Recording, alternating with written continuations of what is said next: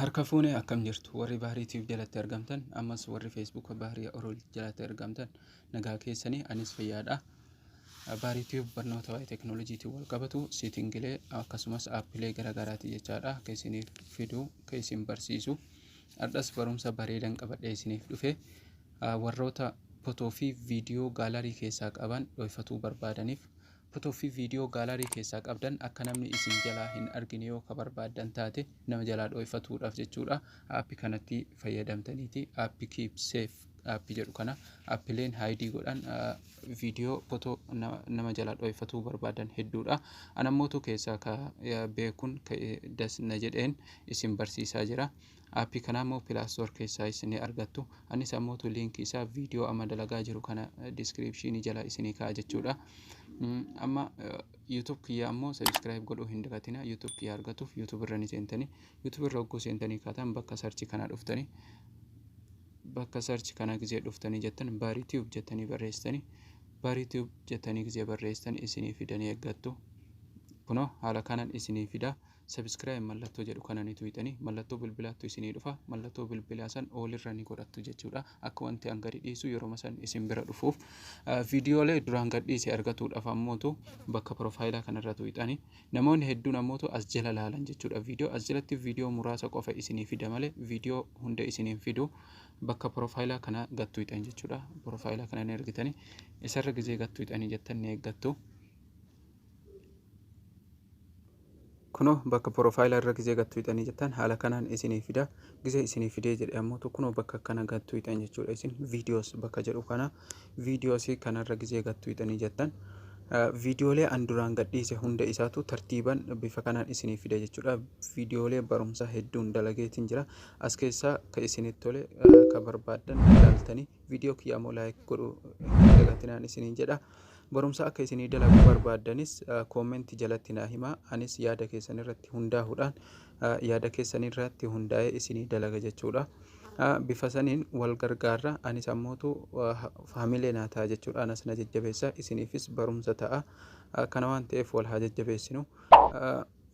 Aappii amma isin barsiisuuf deemu kana argatuudhaaf ammootu viidiyoo amma kanarra gizee gad dhooftan jechuudha. Viidiyoo ka amma isin mul'atu kana osoo hin ta'in ka amma ani irratti haasaa jiru kana jechuudha.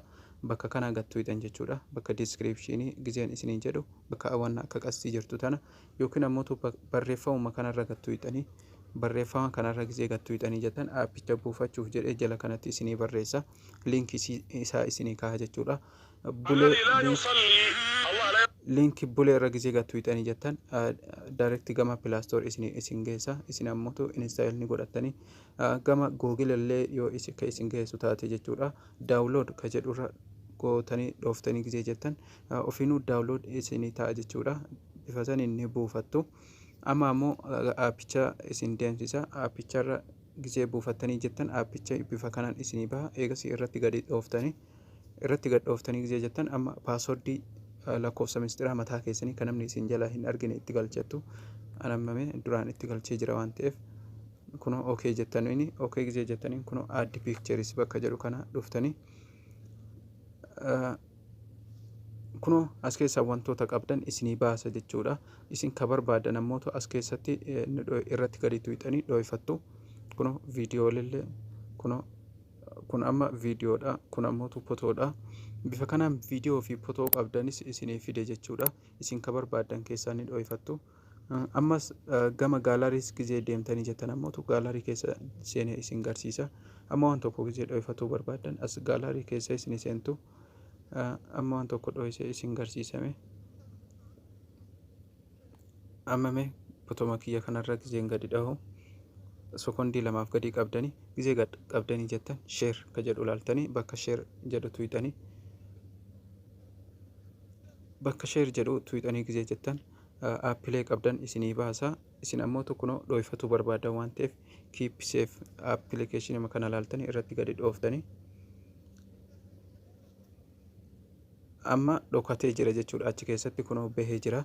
Achi keessatti naa dhokatee jira. Viidiyoos yoo barbaadan jechuudha. Viidiyoo barbaadan ni dho'ifattu. Viidiyoo mata irratti gad dhooftanii mee amma viidiyoo tokkoon isin garsiisa akka dho'ifatuu barbaadu. amma mee kun viidiyoodhaan argitanii viidiyoo kana dhoofatu yoo hin barbaade irratti gadi qaba sekondishaniif kunoo share ka jedhu kana gattuqa egas ammoo tokko application kanarra gadi tuqa keep save ka jedhu kana kunoo amma hide dhokataa jira jechuudha amma application kuno asii badee jiranii argitanii dhokatee jira amma mee waan lama dhoofine jechuudha as keessa footoo tokko fi viidiyoo tokko amma mee application irra gadi dhaha giseen gadi dhahu kuno lakkoofsa nagaafata lakkoofsa dura itti naqeessaniin itti galcha ammas lakkoofsa mistira okay jedhaani kuno as keessa jira jechuudha kuno footoo kanaa fi viidiyoo kana dhoofise jechuudha isa kanas yoo as keessa is baasuu barbaadan gisee baasuu barbaadanitti jechuudha footoo kanarra dhooftanii gaqqabdan jechuudha sekondii lamaaf kuno yun hide ka jedhu kana ni argitanii yun hide kana gisee gattuutanii jettan okay gootanii kuno amma behee jira jechuudha kuno amma ka dhoysee jira kuno yun hide gisee gootanii jettan amma kanas yoon baasuu barbaade kuno yun hide ka jedhu kana gattuutanii gisee jettan hin baha as keessais nama erguu ni dandeessanii irratti gadhooftanii gisee jettan kuno sarara sadiin kana gattuutanii egas isa irratti raayitii gootanii kuno yoo barbaadan delete illee ni gootanii yoo barbaadan ammoo share gootanii namallee ni ergitan jechuudha as keessais bifa kanaan ni sirreeffattu yoo isinitti tole ammoo viidiyoo kana like gootanii namaafis share godhuudhaan ergaan isiniin jedha hanga barumsa biraatiin walitti deebinutti nagaarra tura barumsa kana akka itti gammaddan abdiin qaba